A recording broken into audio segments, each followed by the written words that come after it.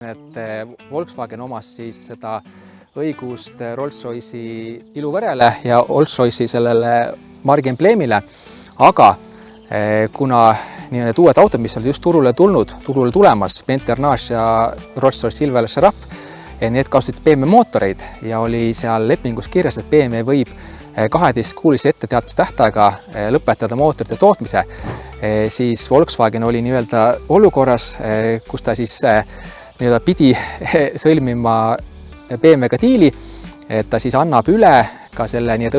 siis loovutab selle Rolls-Royce'i margiembleemi ja radiaatori võrra õigused BMW-le kokkuleppel, et siis BMW ikkagi tarnib edasi neid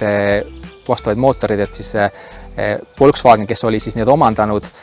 Bentley ja oma arust ka Rolls-Royce'i, et saab neid autosid edasi toota. Ja kokkulepe oli sedasi, et see kokkulepe kehtiks kuskil aastani 2002, sest aastast 2003 pidi siis hakkama